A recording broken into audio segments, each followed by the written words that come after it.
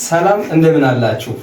አማኑኤል ነኝ የልጅ ትንሣኤ አባት ነኝ። እስኪ ሰኔ ማጠቃለያ ፈተና ጨርሳለች ወይም ትምህርት ቤት ተዘግቷል። ከዚህ በኋላ ከልጅ ጋር ነው የምንማማረው። ሰኞ ላይ ተብላለች። ስለዚህ ከዚህ በኋላ እስከ መስከረም ድረስ ያሳለፈችውን ዓመት የተማረችውን ትምህርት እከልስላታለሁ። የፊደል ገበታ ዛሬ እንጀምራለን። ካሉት የፊደል ገበታዎች ውስጥ ቁጭ በይ እናት አለ የመረጠችውን ዛሬ አስተምራታለሁ። ምን እንደምትመርጥ አላውቅም። ስለዚህ ሁላችሁ ልጆች የቲክታክ ፎሎወሮቿም በሙሉ እዚህ ላይ እንደምታገኙን እየነገርኩ ሰብስክራይብ እና ላይክ እያደረጋችሁ ዛሬ ወደ ትምህርቱ ወደ ማስጠናቱ ሄዳለሁ። እናታን አቤት። ስምሽ ማን ነው? ትንሣኤ። እሺ ዛሬ እናስጠናሽ የምትፈልጊው ነገር አለ? ማን እንዳስጠናሽ? እኔ ለ የ ጀ ጀ እነዚህ ፊደላት በእውነት ይከብዷት ነበረ። ስለዚህ እኔም በእነዚህ ፊደሎች ላይ እውነትም ለማን ይሁን አባት ነው እንደዚህ ያስቸገረቻት የሚለውን አሳያችኋለሁ። ተከታተሉኝ። እንግዲህ ለ በቀኝ ሳይድ ያለው ረጅም ታደርጋላችሁ። ሉክ ለ ለ ሉ ሉ ሊ ሊ ላ ላ ሌ ሌ ል ል ሎ ሎ።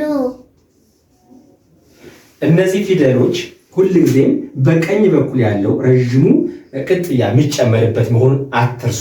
በዚህኛው በኩል ያለው ለ የሚመስለውን ወይ ደግሞ ለ ብለን የምንጠራውን ሳውንድ ይይዝልናል ማለት ነው። ስለዚህ የለቤት በእንደዚህ መጻፍ ትችላላችሁ። አሁን ደግሞ የን ጽፌ የደ ጀ ገ ጠጨ እያለ ነው የሚሄደው ፊደሎቹ ተራውን ይዘው ሲቆጠሩ። ስለዚህ የን ጽፌ የን ደን በማድረግ ደን ደግሞ ጀ በማድረግ አሳያታለሁ። አንደኛ ጊዜ ቆጥባለሁ፣ ሁለተኛ ደግሞ የፊደላትን ቅርጽ በትክክል ትረጃለሽ እናትዬ። እሺ እሺ፣ ይኸው እስክሪብቶም ደብተርም እዚህ ጋር ተከታተሉ።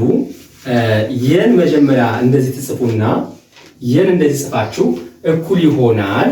የን እንደዚህ ከጻፉ ልጆች ደን መጻፍ ይችላሉ። የን አድርገዋል። ለምሳሌ የ ከጻፉ በኋላ ደ ለማድረግ እንደዚህ ማለት ነው። ዱ ለማድረግ እንደዚህ ማለት ነው። ዲ ለማድረግ እንደዚህ ማለት ነው።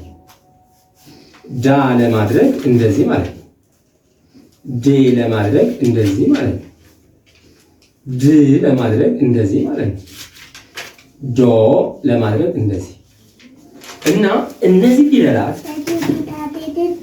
ደዱ ዲዳ ዴዱ በቀጥታ አወቀቻቸዋል። በትክክል ገብቶሻል እንዴት እንደሚጻፉ። አንቺ ደግሞ ታሳይኛለሽ። እሺ እሺ።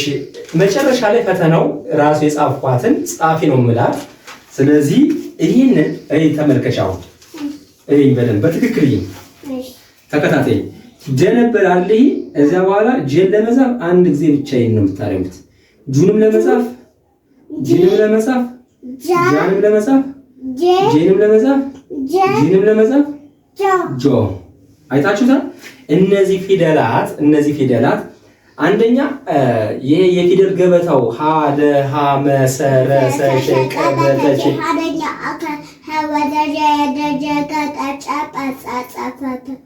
እሷም ብላዋለች። ምንም ማድረግ አልችልም። ነገር ግን የፊደል አቀራረጹ የን ደ ደን ጄማ አድርገናል። አሁን ትፈተኛለሽ። አሁን ወደ አንቺ ነው የምንሄደው። እሺ ላይክ እያደረጋችሁ አሁን ወደ ፈተና ነው የምትሄደው። አሁን የምትጽፊልን ደን ነው። ደ ዱ ዲ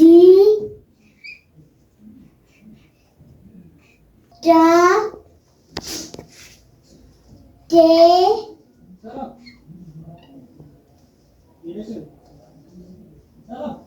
ደ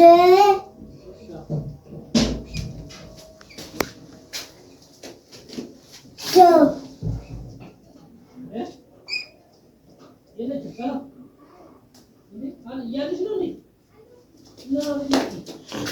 ትችላለች። አንዴ ነው ቁጭ ያደረገችው። አያቻት ደ ዱ ዲ ዳ ዴ ድ ዶ። ስለዚህ ልጆች እንዲህ ሊማሩ እንዲህ ብናስተምራቸው በቀጥታ አሁን ጄን አድርጊ፣ ደን ወደ ጀ ቀይሪ። ጀ